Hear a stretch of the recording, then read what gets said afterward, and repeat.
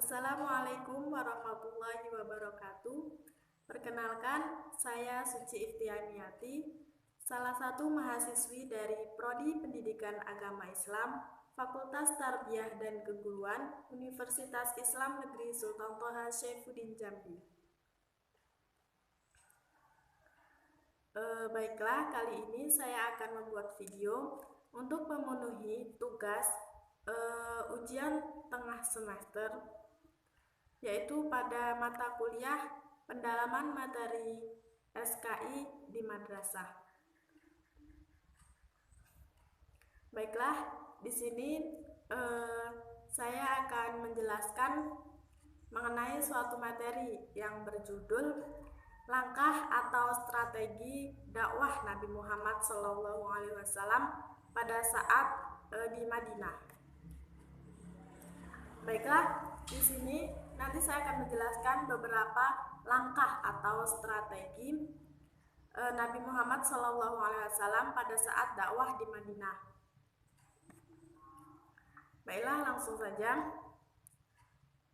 Yaitu Madinah menjadi sebuah ruang dakwah baru bagi Rasulullah SAW setelah beliau dakwah di Mekah.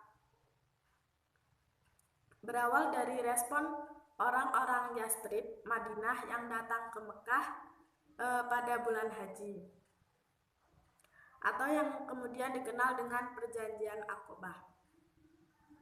Di sisi lain, hal tersebut juga tidak lepas dari pribadi Nabi Muhammad SAW yang jujur.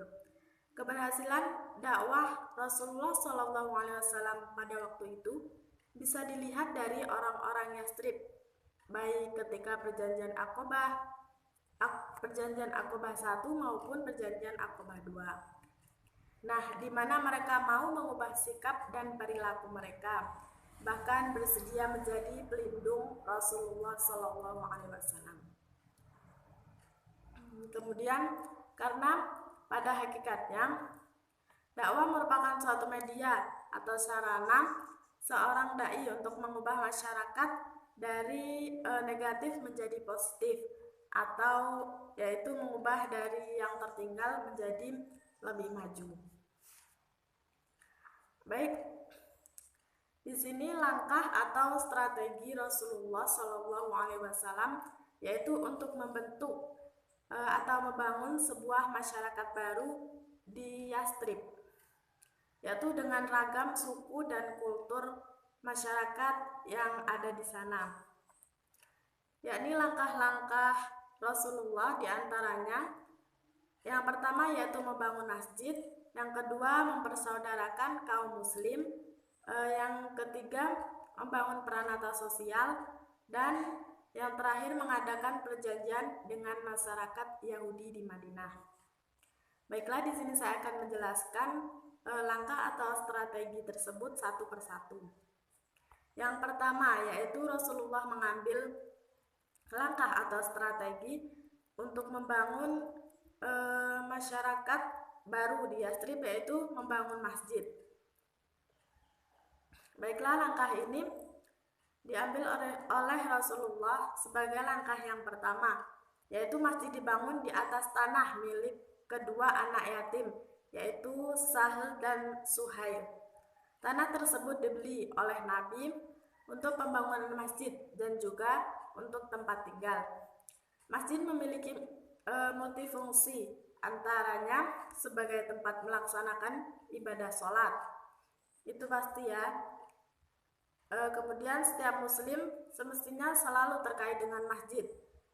Keberadaan masjid diharapkan yaitu keimanan dan ketakwaan setiap muslim akan senantiasa terjaga dan terpelihara. Selain itu, fungsi masjid yaitu sebagai pusat kegiatan pendidikan dan pengajaran keagamaan, sebagai tempat pengadilan berbagai perkara yang muncul di masyarakat, sebagai tempat musyawarah dan lain sebagainya. Dan lebih dari itu, bangunan masjid bukan saja sebagai tonggak berdirinya masyarakat Islam, tetapi juga awal pembangunan kota. Baik, yang kedua yaitu langkah atau strategi Rasulullah yang diambil yaitu mempersaudarakan kaum muslim. Langkah konkret yang dilakukan Nabi Muhammad SAW adalah mempersaudarakan kaum muslimin yang berasal dari Mekah, yaitu kaum muhajirin, dengan kaum muslimin dari Madinah, yaitu kaum Ansor.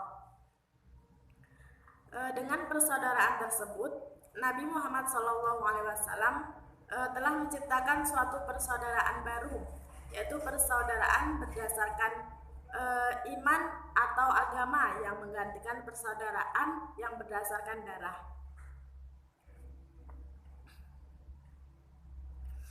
Kemudian yang ketiga yaitu membangun peranata sosial.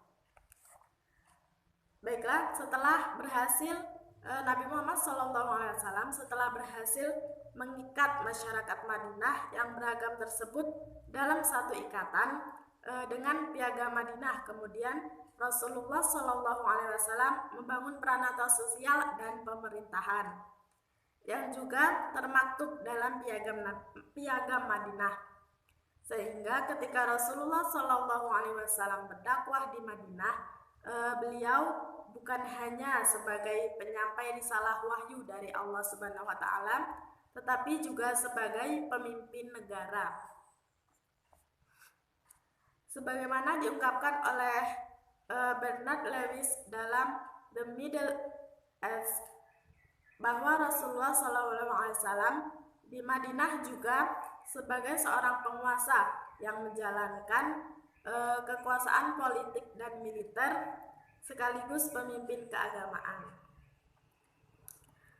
Kemudian langkah atau strategi Rasulullah yang terakhir yaitu mengadakan perjanjian dengan masyarakat Yahudi yang ada di Madinah. Yaitu ini merupakan langkah atau strategi yang terakhir ya, yaitu bermusyawarah dengan para sahabat baik muhajirin maupun ansor. Musyawarah itu untuk merumuskan pokok-pokok pemikiran yang akan dijadikan undang-undang, dan rancangan ini akan memuat aturan yang berkenaan dengan orang-orang muhajirin, ansor, dan juga masyarakat Yahudi yang bersedia hidup berdampingan secara damai dengan umat Islam. Undang-undang tersebut dikenal dengan Piagam Madinah, Mitsak al-Madinah.